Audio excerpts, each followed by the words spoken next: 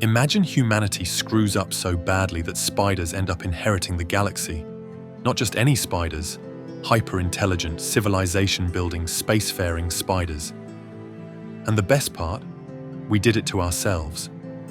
Welcome to Children of Time, where humanity's ambition, arrogance, and complete inability to stop messing with things it doesn't understand collide in a spectacular, generations-spanning disaster. So, our story kicks off with Dr. Avrana Kern, an elite scientist with a god complex and a plan to terraform an uninhabited planet. The idea? Drop a bunch of monkeys on it, release a fancy virus to speed up their evolution, and wait for them to become enlightened, grateful subjects of their human overlords. What could possibly go wrong?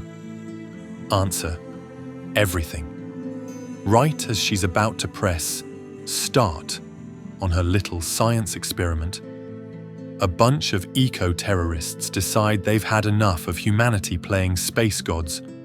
They blow up the ship, sabotage the project, and send civilization back to square one. Kern barely escapes into an orbiting satellite, where she uploads herself into the ship's systems as an AI. Meanwhile, the payload meant to create an enlightened monkey species falls to the planet. But there are no monkeys. Instead, the virus lands on the local population of Portia labiata, a species of jumping spider. And let me tell you, they take full advantage of the opportunity. Fast forward a few thousand years, and humanity is not doing so hot. Earth is a burnt-out husk, and the last remnants of human civilization are stuck on a failing generation ship called the Gilgamesh, searching for a new home. Leading this interstellar nightmare road trip is Holston Mason, a historian whose main job is deciphering ancient human technology and trying to prevent the Gilgamesh from falling apart. Spoiler, he is not having a good time. The crew is at each other's throats, resources are dwindling, and every time they wake Holston up from cryosleep, something has gone even more catastrophically wrong than before. Meanwhile, back on the spider planet, evolution is happening at breakneck speed. Thanks to the virus, these little arachnids go from spinning webs to building societies, developing language, and even domesticating other insects to help them farm and fight. Their entire civilization is driven by their unique biology. Males are smaller, disposable, and mostly used for breeding, while females dominate leadership, science, and warfare.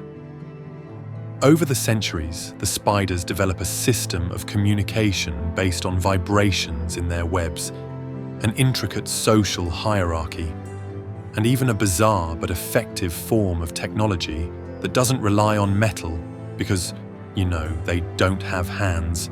And in the sky above them, Avrana Kern, now just a ghost in the machine, watches it all unfold with the pride of a god watching her chosen people ascend. What she doesn't expect is for the Gilgamesh to roll up, looking for a new home. The last humans have arrived at the spider planet, and they are not ready for what's waiting for them down there.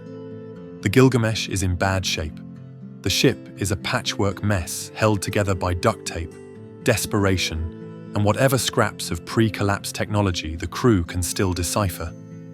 Everyone is exhausted, the leadership is barely functional, and Holston Mason, our reluctant historian, keeps getting rudely yanked out of cryosleep like a glorified meat-based software update.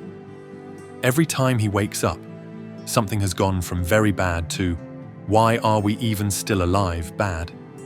Enter Guyan, the power-hungry and increasingly unstable captain of the Gilgamesh. He's looking at the spider planet and thinking, nice real estate? Shame if someone stole it. What he doesn't know is that this planet already has tenants, and they are way more advanced than any human is ready to deal with. Meanwhile, on the surface, spider civilization is booming. The descendants of the first hyper-intelligent Portias have gone from tribal societies to a full-blown industrial revolution, except instead of steam engines and steel, they're using silk-based biotechnology. Their cities are sprawling networks of webs, their methods of communication involve intricate vibrations, and their scientists are out here inventing spider AI because why not? They've even started experimenting with space travel, building primitive rockets out of lightweight organic materials. They are, by all definitions, a superpower, and they have no idea that somewhere in the sky, a bunch of desperate, space-weary humans are eyeing their world like a hungry raccoon outside a locked dumpster. Above it all, Dr. Avrana Kern, who is now basically a homicidal space goddess, is not happy. She spent thousands of years watching her spiders grow into the perfect, intelligent species, and suddenly, these pathetic, violent, barely functional remnants of humanity show up demanding a home. Not on her watch. Kern immediately makes contact with the Gilgamesh and lays down the law. This planet is taken. Gaian, being the power-drunk dictator that he is, decides he doesn't care. He wants the planet, and if some rogue AI wants to get in his way, he'll handle it. He sends a shuttle down, hoping to establish a foothold, and that's when the spiders get their first glimpse of these strange, gangly, inefficient creatures from the stars. The spiders? Not impressed. At first, they don't even recognize humans as intelligent. To them, these hairless bipeds with their awkward movements and weirdly centralized brains are just another species to be studied. But then things escalate. The humans, desperate, starving, and running out of options, go from, "Please let us live here," to, "Okay, fine, we'll take it by force." Let's just say it goes poorly. The spiders, despite their alien way of thinking, have something humanity lost centuries ago: a functioning society. While the humans are divided, paranoid, and teetering on the edge of collapse, the spiders act as a unified force. They strategize, they experiment, and once they fully understand the threat, they fight back. And that's when Gaian does the absolute dumbest thing he could possibly do. He tries to steal the AI satellite housing Avrana Kern's consciousness. Kern, who has spent millennia watching over her spiders like a proud but terrifying mother, is having none of it. She retaliates, cutting off Gaian's access to key systems and turning the Gilgamesh into a glorified coffin drifting through space.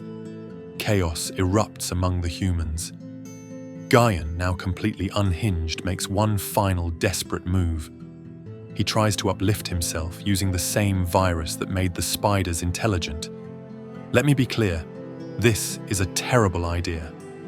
What happens next is the ultimate showdown: spiders, humans, and one rogue AI, all clashing over the fate of the last habitable world in the galaxy.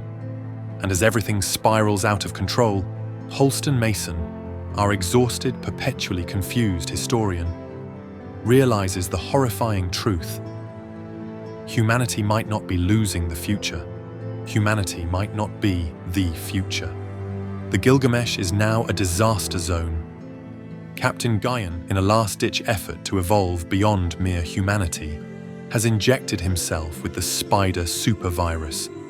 And surprise, surprise, rewriting your own DNA with an alien evolutionary accelerator does not come with a user manual. Instead of becoming a hyper-intelligent superhuman, Gaian starts mutating into something else. His mind fractures. His body warps. He begins experiencing time the way the spiders do, seeing all possibilities at once, thinking in ways no human ever should. And with what little remains of his sanity, he does the most Gaian thing possible. He steals the entire ship and flies it straight into deep space. Holston Mason, our poor, sleep-deprived historian, watches in horror as the last hope of humanity disappears into the void, piloted by a megalomaniac science experiment gone wrong. The few remaining humans are stranded, completely at the mercy of Avrana Kern and her spider civilization. And at this point, even she isn't sure what to do with them. Meanwhile, down on the planet, the spiders have figured it out. They've studied these weird, slow, self-destructive primates and reached a collective decision. The humans are not a threat. They're just sad. They can't work together. They don't adapt. Their technology is impressive, sure, but it's all built on competition and war rather than cooperation and progress. The spiders, on the other hand, have thrived because they've evolved beyond that. Instead of fighting among themselves, they innovate together. And then, plot twist, the spiders make an offer. Instead of wiping out the last humans or letting them die off in some tragic, ironic ending, the spiders propose something radical. They will uplift humanity. Using the same virus that made them what they are, they will rework human minds, helping them think in new ways, helping them evolve. Holston, who at this point is so done with everything he probably would have agreed to becoming a sentient tree, understands that this is it. This is the moment where humanity either dies as it is or becomes something new. And as the last pure humans fade into history, a new species, something beyond spider, beyond human, beyond anything Earth ever created, takes its first step into the future. Meanwhile, far out in space, Captain Goyan drifts in the Gilgamesh, alone, his mind unraveling, his body warping into something neither human nor spider. He is lost to time, a failed experiment, a warning of what happens when you refuse to adapt. And down on the planet, the new children of time, no longer just human, no longer just spider, begin their journey to the stars. Love science fiction and fantasy? Subscribe to Goblin Hammer for more quick book reviews. Thanks for watching.